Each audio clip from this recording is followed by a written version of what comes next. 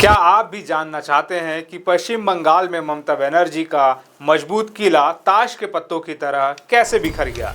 आखिर कैसे बंगाल की जनता ने उस टीएमसी को सत्ता से बाहर का रास्ता दिखा दिया जिसे हराना कुछ समय पहले तक नामुमकिन माना जाता था? तो ये खबर आपके लिए है, क्योंकि आज हम बंगाल चुनाव के उन सभी कारणों और बीबीसी की रिपोर्ट का विश्लेषण करेंगे जो मुख्य धारा की चर्चाओं से बिल्कुल गायब है। आपको पूरी खबर बताएं इससे पहले आप हमारे चैनल को सब्सक्राइब जरूर कर ले ताकि आपको हर बड़ी खबर सबसे पहले मिल सके।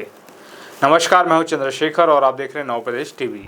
पश्चिम बंगाल के चुनावी नतीजों के बाद एक तरफ जहां बीजेपी के खेमे में जश्न का माहौल है, वहीं टीएमसी के भीतर गंभीर सवालों का दौर शुरू हो गया है।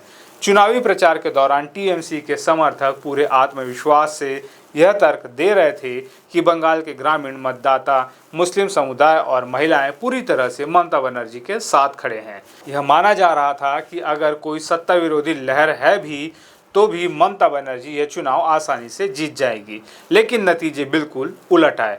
अब इन नतीजों को देखकर यह पूरी तरह साफ हो गया है कि बंगाल की जनता ने बदलाव का मन बना लिया है। दरअसल इस बदलाव की पटकथा अचानक नहीं लिखी गई है। बदलाव की ये जमीन साल 2021 के विधानसभा चुनाव में ही तैयार हो गई थी।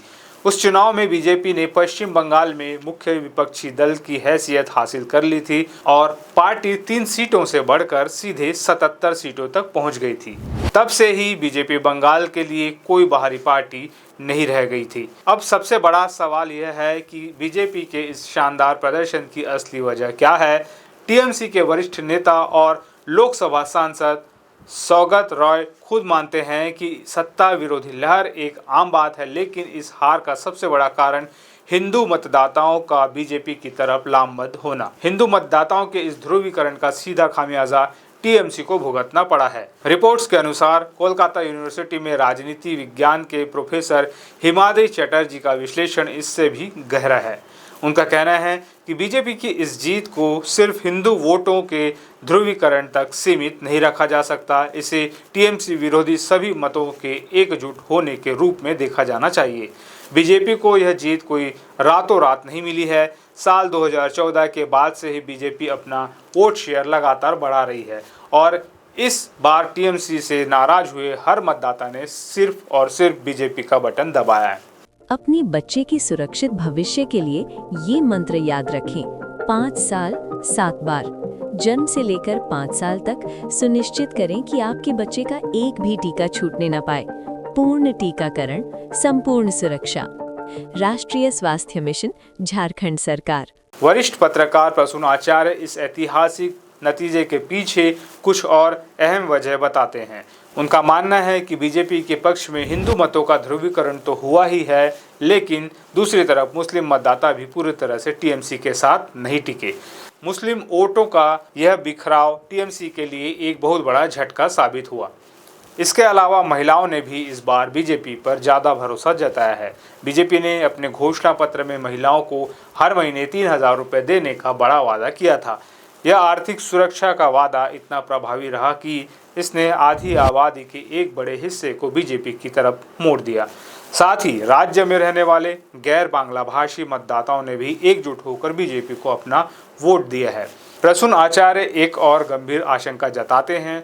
उनका मानना है कि आने वाले समय में बंगाल में विपक्ष की स्थिति बहुत कमजोर होने वाली है और टीएमसी टूट की कगार पर पहुंच सकती है। सत्ता के फायदे के लिए टीएमसी के कई स्थानीय नेता और पार्षद पाला बदलकर बीजेपी में शामिल हो सकते हैं। सबर्ब इंस्टीट्यूट जैसे थिंक टैंक ने इस चुनाव के डेटा का गहराई से विश्लेषण किया है। इस डेटा से एक बेहद चौंकाने वाला तथ्य सामने आया है। इस चुनाव में लगभग 31 लाख लोगों ने अपने मताधिकार का प्रयोग ही नहीं किया। कई सीटों पर जीत और हार का फासला बहुत कम रहा है। ऐसे में वोटिंग प्रतिशत का गिरना सीधे तौर पर बीजेपी के लिए फायदेमंद साबित हुआ है। बीबीसी की रिपोर्ट में एक और बात जो चुनाव में स्पष्ट रूप से दिखाई दी वह यह है कि मैदान में मुख्य रूप से 2 ही पार्टियां थी, टीएमसी और बीजेपी। वामपंथी दल और कांग्रेस जमीन पर अपनी मौजूदगी दर्ज कराने में पूरी तरह नाकाम रहे। इसके विपरीत यह हुआ कि वाम दलों और कांग्रेस ने अलग अलग चुनाव लड़कर टीएमसी विरोधी वोटों को बांटने का काम नहीं किया, बल्कि वो सारा वोट सीधे बीजेपी की झोली में चला गया।